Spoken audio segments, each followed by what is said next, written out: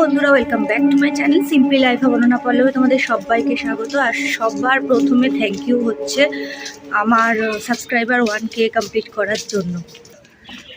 হঠাৎ ট্রেনের এমন আওয়াজ হলো, আমার কথাটাই একদম পুরো ভেস্তে গেল। তো যাই হোক, এখন বাজে ঠিক সকাল 9টা। আর দেখতেই পাচ্ছ আমি একদম রেডি ফেডি হয়ে বেরিয়ে আছি। তার কারণ হচ্ছে আজকে সারাদিনের একটা ব্লগ শেয়ার করব। একই দিনে দুটো ইনভাইটেশন আমার। তো সকাল 9টার সময় আমি চলে যাচ্ছি, দেখতেই পাবে আমি কোথায় যাচ্ছি। বাসে উঠলে যখন আমি এই সামনের সিট পাই না, আমার ভীষণ আনন্দ লাগে। এখানে বেশ চেয়ার কাটের সামনের সিটে বসে না ক্যামেরা করছিলাম। ওয়েদারটা তো ঠান্ডার মধ্যে রোদ উঠলে বেশ ভালো লাগে, কারণ এটা শীতকালে রোদ দেখে বেশ মজা। গরমকালে এই রোদ দেখলে আবার গরম লেগে যেত, দেখলেও যেন গরম লাগে। যাই হোক, বাসের সামনেটা বসে একটু ভিডিও করে নিচ্ছি। বুঝতেই পারছো অনেকে, আশা করি আমি কোথায় যাচ্ছি। তো দেখতে থাকো ব্লগটা। তো হ্যালো বন্ধুরা, আমি চলে এসেছি আমার বাপের বাড়িতে, কারণ আজকে আমার ভাইয়ের বিবাহবার্ষিক, প্রথম বছর। তো ওরা পরশুদিন ঠিক করেছে, যেহেতু আমার দু জায়গায় ইনভাইট, পুকুর ক্লাস আছে, সবকিছুর জন্য আমাকে ভোরবেলায় আসতে হচ্ছে সকাল সকাল। তো পুকুকে আমি রেখেই এসেছি, ছোট মানুষ টেনে টেনে নিয়ে আসিনি। তো ওর গিফট ওকে দিয়ে দিই, তোমরা দেখো। এবার গিফটের ভাগিদার পয়সা আছে, খোল, ওর মধ্যে গিফট আছে। তো ও গিফট আছে, এটা ভুট্টা, এটা আমার বর খাবে, এটা আমি খাবো, আমি কি খাবো, এটাও আমার বর খাবে। আমার গিফট হবে, তুমি গিফট খাবে, গিফট খাবে না, বাইরে যাও। তোমার গিফট আছে, দাঁড়াও। এটাও আমার বর খাবে, আমি একটা দুটো খেয়ে নেবো। এটা আমার বর খাবে না, এটা আমিই খাবো, একদম গিফট খাবে। এটা আরেকটা গিফট, এটা পছন্দ হয়েছে আমি জানি, কিন্তু দেখিসনি পছন্দ হয়েছে নাকি। হতে পারে, আমি জানি কি হতে পারে। হ্যাঁ গো, খুব সুন্দর হয়েছে, দেখো পছন্দ হয়েছে। হ্যাঁ, ওর পছন্দ ছিল পায়ের আঙুর, তাও আবার ছোট্ট। ও বড় আঙুর কিনে ফেলেছিল, বড় আঙুর এখন পরবে না। অনেক তোর পছন্দ হয়েছে তো? ছোট্ট গিফট দিদির। পড়িস? হ্যাঁ পড়বি? হ্যাঁ এখনই পড়ছি। Happy marriage anniversary. ভাই খেলতে গেছে, তোকে একাই বললাম। আর আমার বরকে বললে বলবে চুপ কর, আমার গিফট নাই। না, ওকেও গিফট দেবো, এখন ওর গিফট আনিনি। যখন আবার কার্তিকদাকে নিয়ে আসবো তখন ওর গিফট দেবো। বলেছে কার্তিকদা যে ওরও গিফট। ওরা চূড়া কি মিউট করে দেবো ভিডিও? এটা ভালো হয়েছে গো, সবসময় করতে পারবো। সবসময় পড়ার জন্য তো ছোট্ট মতন নিয়েছি। আমার না কি ভেতরে পড়ছে দেখো, এটা মাঝখানে পড়ে। না আমি পড়তে পারি না, আমার খুললে যায়। থাক, আমার আংটি পরতে ভালো লাগে না, আমার মা ওই জন্য কিনলাম একটা। দেখি নেপালিশও পড়া হয়নি, আইসটা করুন। আমার পা থেকে বেরিয়ে গেছে। কার্তিকদা বলছিল শ্রীহরির গিফট দিতে তোকে। ভালো লাগছে, সুন্দর লাগছে মা। শীতকালে সব জায়গাতেই আমি রোদ খুঁজি, বাড়িতেও রোদ্দুরে বারান্দায় বসে থাকি, আর এখানেও এসে রোদ্দুরে বসে পড়েছি। মা আর আমি, এই যে মা বসে আছে, আর এই যে আমি বসে আছি। ভাইয়ের বউ গেছে পুজো দিতে, পুচকি এখন ঘুমাচ্ছে, আর আমাকে মা দিয়ে দিয়েছে। ওরা কালকে রাত্রিকে তো সেলিব্রেশন করেছে 12টার সময়, তো রাত্রিবেলা যে কেকটা কেটেছে ওটাই রেখে দিয়েছিল আমার জন্য। তো এখন আমি খেয়ে নিচ্ছি রোদ্দুরে বসে বসে কেক। মা আমাকে দিয়েছে, এটা মাকে দিয়েছিল, মা খাবে না, মা আবার আমার জন্য রেখেছে। আবার আমার আলাদাও রয়েছে। তোমার সুগার না? খাও না আমি। যাই হোক, আমার আবার আলাদা রাখা রয়েছে, আবার অনেক কেক খাবো আজকে।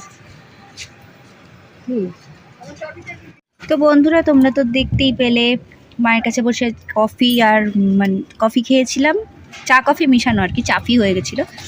আর করেছিলাম হচ্ছে ম্যাগি করলাম, আর এখন আমি আর মা ম্যাগি খাবো এই রোদ্দুরটায় বসে। আর একটু আগে যেখানটা দেখা যাচ্ছিলো ওই জায়গাটা এখন পুরো ঘিরে দিয়েছে, কারণ এখানটা ছাতা টাঙিয়ে রাত্রিরে খাওয়া দাওয়ার ব্যবস্থা। আমি সবটা মিস করে যাব।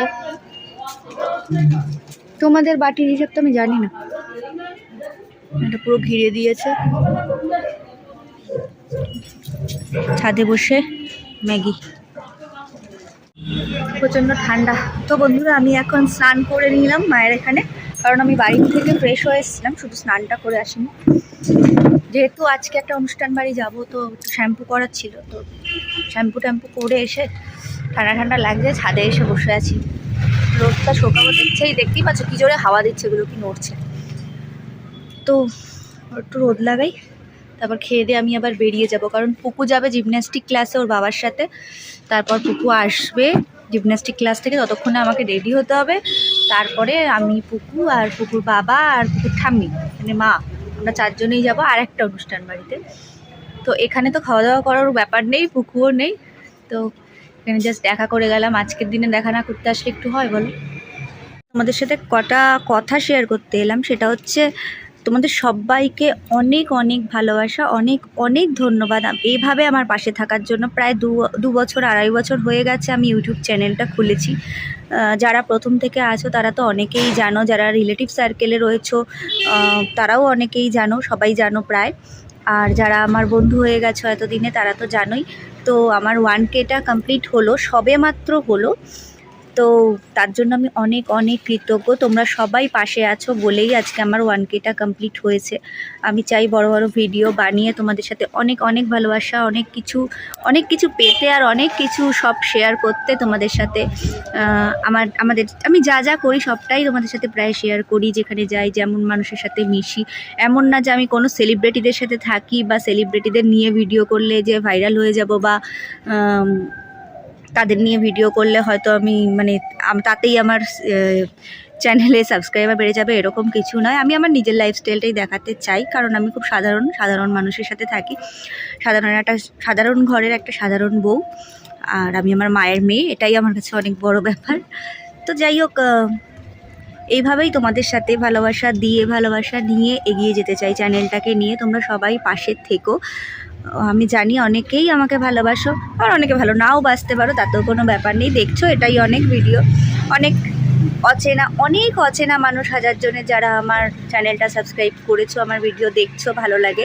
আবার অনেক চেনা মানুষ যারা দেখে কিন্তু চ্যানেলটা সাবস্ক্রাইব করেনি। হয় না, সেই কথায় বলে না, যেন একটা চ্যানেল সাবস্ক্রাইব করে দিলে হয়তো আমি কোটিপতি হয়ে যাব, ভাইরাল হয়ে যাব। তো আমার তাদেরকে দরকারও নেই সাবস্ক্রাইবার হিসেবে।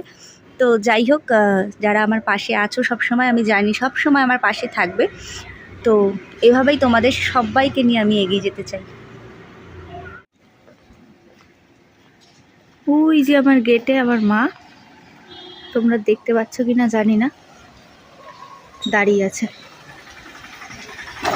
বাড়ি চলে যাচ্ছি, তো এরকম দাঁড়িয়ে থাকে যখন বাড়ি চলে যাই।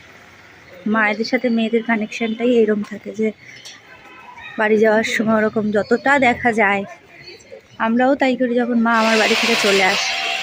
ব্যাস, আমি যখনই রাস্তায় কথা বলি কোনো না কোনো আওয়াজ শুরু হয়ে যায়। তো পরে দেখা হচ্ছে।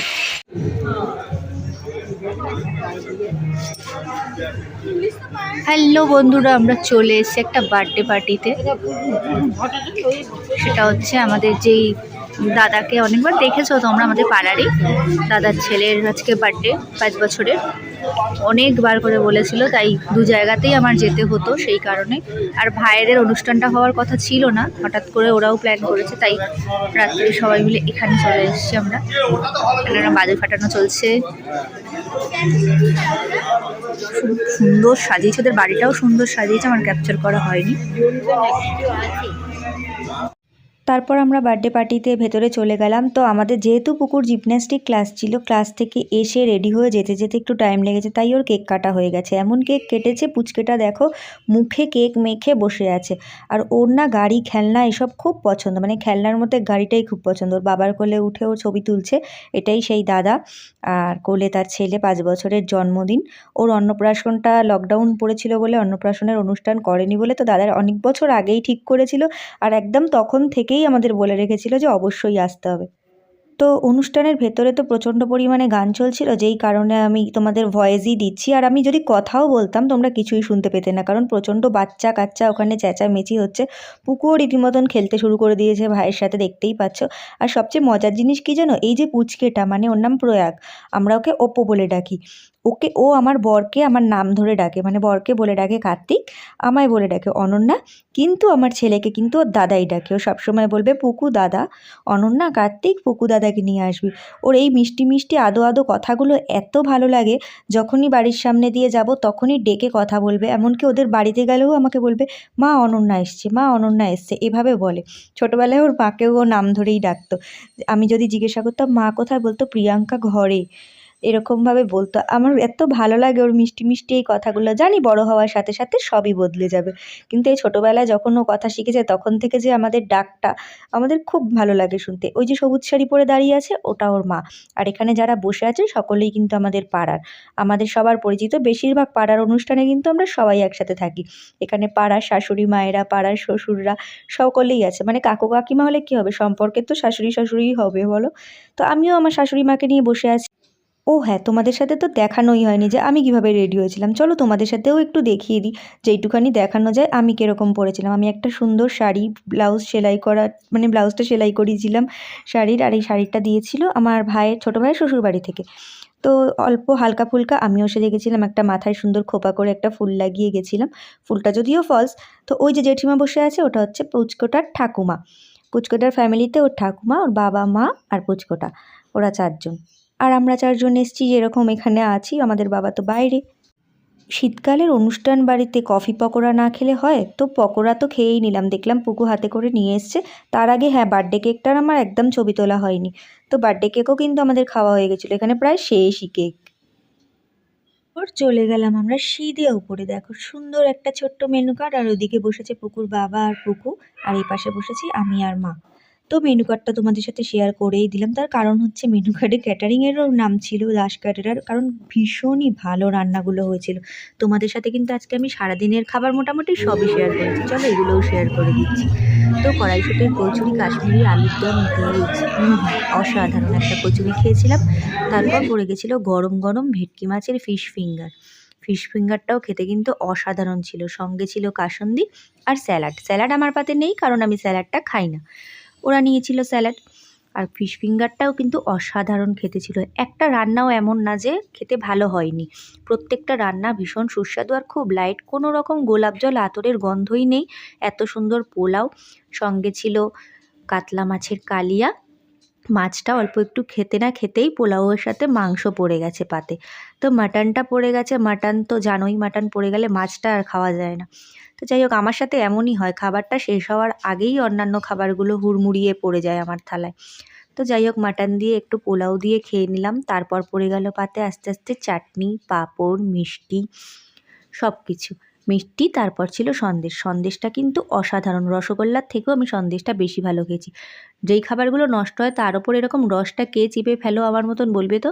আর সেই ছোটোবেলায় দেখতাম যেই পান মশলাগুলো, বহু বছর পর আজকে পেলাম, তাই তোমাদের সাথেও শেয়ার করলাম। এবার দেখিয়ে দিই পাড়ার কয়েকটা শ্বশুর যাদের সাথে আমি খুব গল্প করি। তারপরেই আমরা বাড়ি চলে এসেছিলাম। সবাইকে টাটা করে আজকের মতন ভিডিওটা আমি এখানেই শেষ করলাম, ওনাদের সাথে আলাপ করার পর। তোমরা একটু হাই করো তো। হাই হাই হাই হাই বলতে পারো না?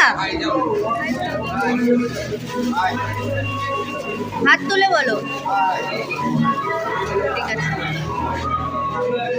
তোমাকে কিন্তু এবার ফোনে দেখা যাবে। হ্যাঁ,